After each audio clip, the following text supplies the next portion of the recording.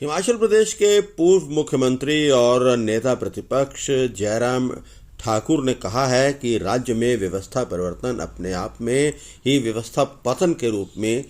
जाना जाने लगा है। उन्होंने कहा है कि 2 साल के कार्यकाल में प्रदेश ने अपना पहचान और अपना सम्मान खो दिए हैं और विकास की दृष्टि से पीछे चला गया है।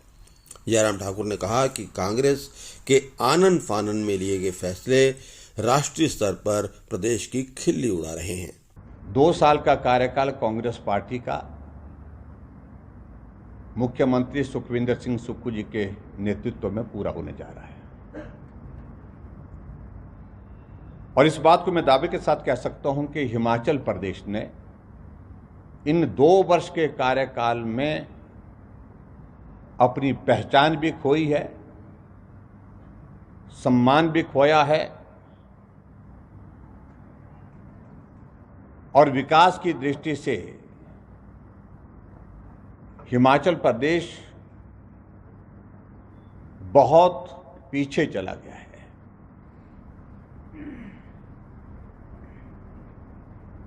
मैं इस बात को जरूर कहना चाहता हूं, सरकार के फैसले लेने का तौर तरीका जो आज की तारीख में जो बना है वो एक मजाक का, परिहास का विषय बन चुका है। जिस तरह से आनन फानन में फैसले लिए जाते हैं और जब उन फैसलों की खिल्ली प्रदेश के स्तर पर और राष्ट्रीय स्तर पर उठती है तो उन फैसलों को बदलने की कोशिशें होती हैं और उस बात को लेकर के मैं जरूर कहना चाह रहा हूं कि हैरानी की बात यह होती है कि फैसले खुद लेते हैं लेकिन उसके बावजूद फिर कहते हैं कि भारतीय जनता पार्टी की सरकार के समय ये फैसले लिए गए थे। बहुत विचित्र परिस्थिति है, हास्यास्पद स्थिति अगर प्रदेश की है आज की तारीख में, मैं समझता हूं वो सुखविंदर सिंह सुक्खू जी के नेतृत्व में हिमाचल प्रदेश में कांग्रेस पार्टी की बन चुकी है।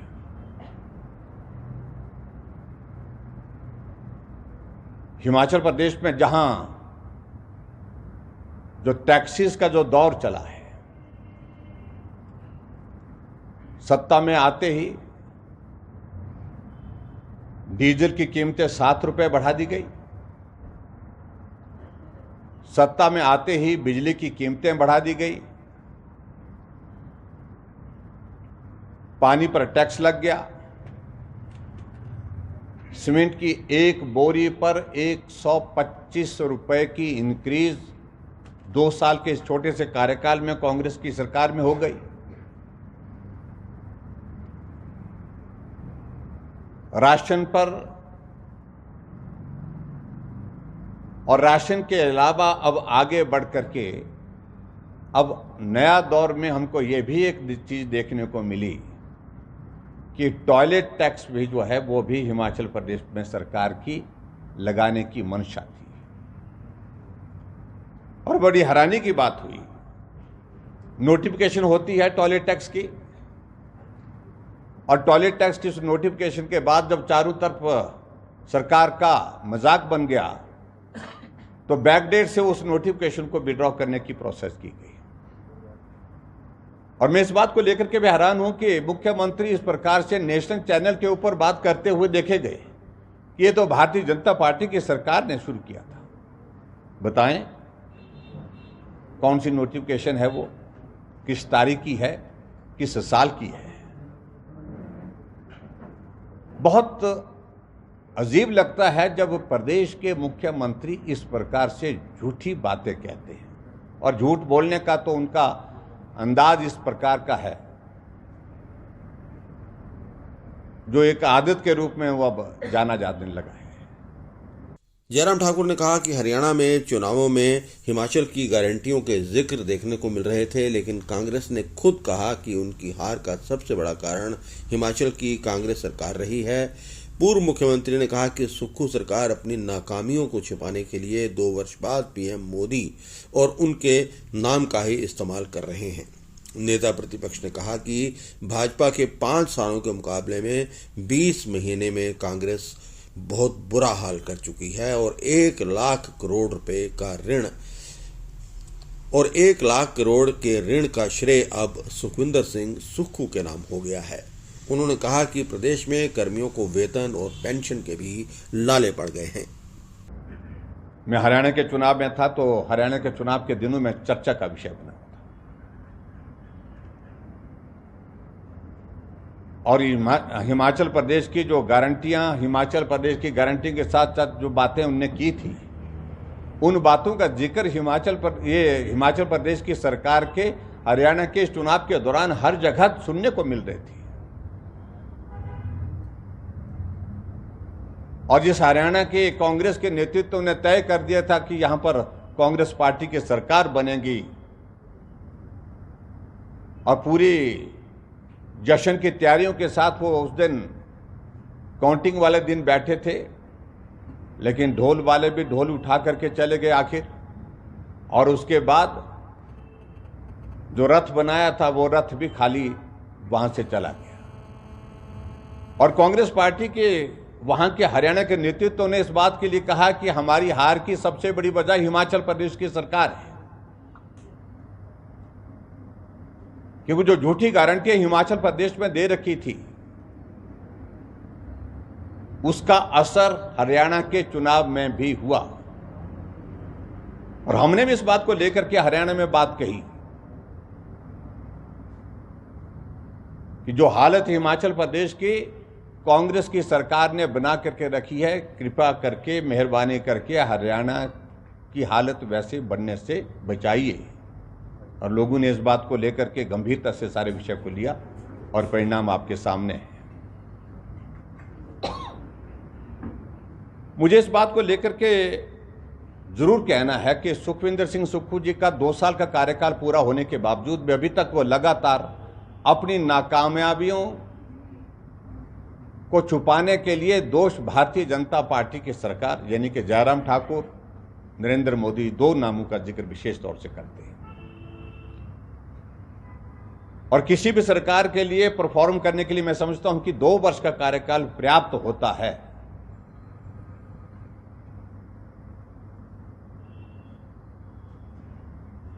और अभी तक हम हिमाचल प्रदेश में इस बात को देख रहे हैं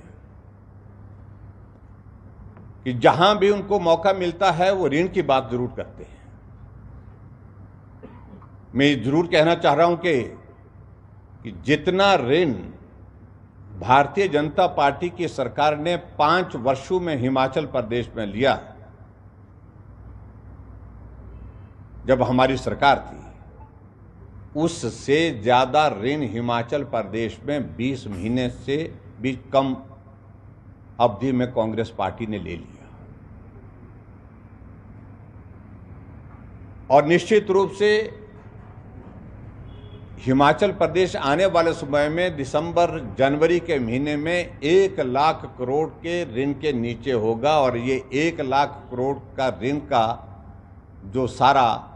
श्रेय अगर किसी को जाएगा तो वर्तमान मुख्यमंत्री सुखविंदर सिंह सुक्खू जी के नाम जाएगा। आज हिमाचल प्रदेश के हालात ये हैं कि कर्मचारियों को समय पर सैलरी नहीं, पेंशनर्स को समय पर पेंशन नहीं।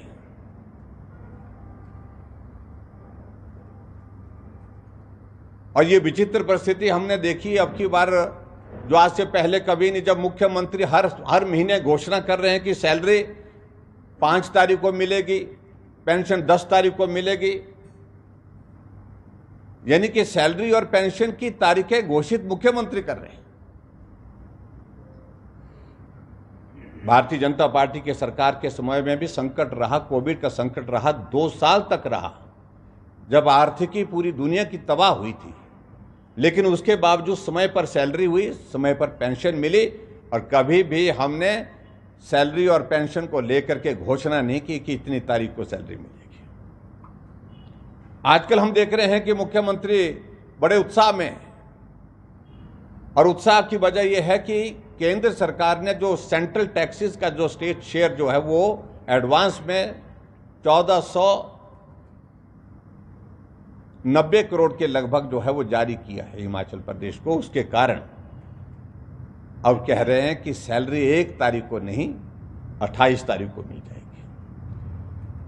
अगर 28 तारीख को मिल रही है सैलरी तो इसकी वजह यह है कि केंद्र सरकार ने हिमाचल प्रदेश को एक मुश्त पैसा दे दिया है। और इस बात को लेकर के मैं हैरान हूं कि हिमाचल प्रदेश के मुख्यमंत्री एक बार भी केंद्र सरकार का आभार व्यक्त करने के लिए शब्द नहीं निकाल पाए, जबकि हकीकत यह है अगर सैलरी मिल रही है तो इस वजह से मिल रही है जो केंद्र का जो रेवेन्यू डेफिसिट ग्रांट का जो 530 करोड़ रुपए हर महीने का आता है उसकी मदद से हिमाचल प्रदेश में कर्मचारियों को सैलरी मिल रही है। और इसके अलावा पेंशन अगर कर्मचारियों को हमारे पेंशनर्स को मिल रही है वो इस वजह से मिल रही है जब केंद्र सरकार की ओर से सेंट्रल टैक्सेस का शेयर 750 करोड़ रुपए हर महीने का जो स्टेट को जारी होता है, जब वो पैसा आता है उससे जाकर के वो पेंशन दे रहे हैं। अगर केंद्र सेंट्रल टैक्सेस का शेयर और रेवेन्यू डेफिसिट ग्रांट की पैसे की अगर थोड़ी सी भी वहां पर अगर आगे पीछे हो जाती है तो हिमाचल इस हालात में होगा कि हिमाचल कर्मचारियों को सैलरी नहीं दे पाएगा, पेंशन को पेंशन नहीं दे पाएगा। ये परिस्थिति हिमाचल प्रदेश की है। और अब तो टॉयलेट टैक्स के बाद एक चर्चा का विषय और भी हिमाचल प्रदेश में बन गया। वो विषय बन गया कि बस में जो सवारी के साथ जो सामान जाएगा उसकी भी दरें तय कर दी गई। 0 से 5 कुल टिकट का 1/4 और इसी तरह से 5 से 15 अलग अलग स्लैब बना दी गई उसकी। और जब ये सारी चीज को लेकर के शोर पड़ा कि क्या स्कूल में जाने वाले बच्चों का, क्योंकि उनका जो बैग होता है उसका वजन 5 किलो से ऊपर ही होता है, क्या उसका भी किराया लिया जाएगा? तो इस बात को लेकर के जो उप मुख्यमंत्री जिनके पास ट्रांसपोर्ट डिपार्टमेंट है वो क्लैरिफिकेशन देने के लिए कोशिश कर रहे थे। और जो नोटिफिकेशन की गई है उस नोटिफिकेशन में बड़ा साफ है कि जो दरें आपने तय की है उन दरों के मुताबिक हिमाचल प्रदेश में जो है वो बसों में चलने वाली जो एचआरटीसी की बसों में सवारियां जो चलने वाली हैं उनसे उनके साथ सामान का भी जो किराया आप लेने का फैसला कर चुके हैं। तो आने वाले समय में ये भी स्थिति होगी कि बस में सफ़र करते हुए कंडक्टर को तराजू भी साथ में रखना पड़ेगा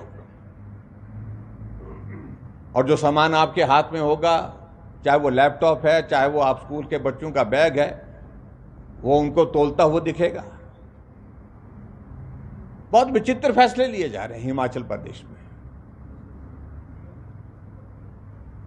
और जैसे मैंने कहा कि व्यवस्था परिवर्तन के नाम से ये व्यवस्था पतन होते हुए हम हिमाचल प्रदेश में देख रहे हैं। भारतीय जनता पार्टी की सरकार के समय में डेवलपमेंट के जो प्रोजेक्ट सारे उन्होंने लगभग रोक दिए हैं। हम इस बात को भी देख रहे हैं कि इलेक्ट्रिसिटी बोर्ड में अभी जो फैसला लिया गया 51 पद एससी, एक्सचेंज, एसडीओ के समाप्त कर दिए गए। और आज हम खबर देख रहे हैं कि 51 पद ड्राइवरों के भी समाप्त कर दिए गए। 81 मुझे लगता है कि बेहतर होता कि जो सीपीएस आप बना है जिसमें 8 से 10 लाख रुपए प्रति माह आपका खर्चा एक सीपीएस पर पड़ रहा है, अगर शुरुआत वहां से करते तो शायद मुझे लगता है कि पूरा हिमाचल उस सारी चीज को लेकर के गंभीरता से भी लेता, उस सारी चीज का अभिनंदन भी करता। एक तरफ मुख्यमंत्री विधानसभा के अंदर कहते हैं कि बहुत बड़ा आर्थिक संकट है और आर्थिक संकट के चलते मेरे मंत्री, मेरे सीपीएस 2 महीने की सैलरी डेफर करेंगे, यानी कि विलंबित करेंगे। और कुछ चैनल में, कुछ अखबारों में इस सारी चीज से इसको इस प्रकार से भी रिपोर्ट किया कि सुखविंदर सिंह सुक्खू जी ने 2 महीने की सैलरी छोड़ दी, मंत्री और सीपीएस ने। लेकिन हकीकत ये नहीं है। हकीकत यह है कि 2 महीने की सैलरी विलंबित करने के लिए उन्होंने कहा था, यानी कि तीसरे महीने 3 महीने की सैलरी इकट्ठा लेंगे। ये भी हास्यास्पद एक फैसला था। हिमाचल प्रदेश सरकार का। जब बार बार हिमाचल प्रदेश में आर्थिक संकट का जिक्र करते हुए शायद कांग्रेस की हाईकमान ने इस बात का जिक्र किया कि आप ये बोलना छोड़ दीजिए, तो हमारे मुख्यमंत्री जी मीडिया के सामने प्रस्तुत होते हैं और कहते हैं कि हिमाचल प्रदेश में कोई आर्थिक संकट नहीं है। इनके कितना इमेच्योर जो है वो स्टेटमेंट, कभी बोलना आर्थिक संकट गंभीर है और कभी बोलना कि आर्थिक संकट नहीं है। और इस बात को लेकर के तो हास्यास्पद स्थिति हिमाचल प्रदेश की बनी है कि मुख्यमंत्री बार बार जब कहते हैं कि 2027 तक हिमाचल अपने पांव पर खड़ा होगा और समृद्ध राज्य की श्रेणी में होगा और 2032 तक तो वह हिमाचल प्रदेश देश का सबसे जो है आर्थिक दृष्टि से संपन्न प्रदेश होगा। मुझे मालूम नहीं क्या आंकड़े हैं, कहां से ये सारी चीजें वो कहते हैं और कैसे उनके जो पार्टी के नेता उनको कहने के लिए इन बातों को इजाजत देते हैं। इस प्रकार के हालात को लेकर के हिमाचल प्रदेश की सरकार चल रही है। आज मैं कांगड़ा आया हूं, मैं कांगड़ा आकर के मैं जरूर बात करना चाहूंगा। कांगड़ा में धर्मशाला के लिए विशेष तौर से उन्होंने कहा था कि कांगड़ा में धर्मशाला को एक हम टूरिज्म कैपिटल घोषित करते हैं, लेकिन हम ये 2 साल के कार्यकाल के बाद इस बात को यहां साथियों से पूछ रहे थे कि कुछ हुआ, तो सब लोगों ने कहा कि कुछ नहीं हुआ, मात्र भाषणों से संभव नहीं है ये। और हैरानी की बात इस बात के लिए, टूरिज्म को बढ़ावा देने के लिए हम उस सारी फैसले का अभिनंदन करते हैं जो अच्छे करेंगे, लेकिन आपने तो पालमपुर एग्रीकल्चर यूनिवर्सिटी की जमीन भी जो है वो कुछ ऐसे लोगों को देने का फैसला कर दिया जो यहां पर टूरिज्म के नाम पर आएंगे लेकिन यहां उस जमीन के मालिक बन जाएंगे। यानी कि हिमाचल को बेचने का हौसला इस सरकार में आ गया, जो आज से पहले कभी नहीं हुआ। चारों तरफ उसका विरोध हुआ, विधानसभा के अंदर हमने उसका विरोध किया। यह यूनिवर्सिटी राष्ट्रीय स्तर पर और अंतर्राष्ट्रीय स्तर पर अपनी पहचान बनाने में आगे बढ़ रही है, लेकिन हिमाचल प्रदेश की सरकार इस यूनिवर्सिटी के उस पहचान को समाप्त करने की दिशा में कदम उठा रही है और कदम उठाने के साथ साथ में जहां की यूनिवर्सिटी की जमीन को बेचने की शुरुआत कर दी है। मामला हाई कोर्ट में है, अभी तक स्टे है, लेकिन मैं समझता हूं यह बहुत ही दुर्भाग्यपूर्ण स्थिति है। और मैंने विधानसभा के रिकॉर्ड में इस बात का जिक्र किया है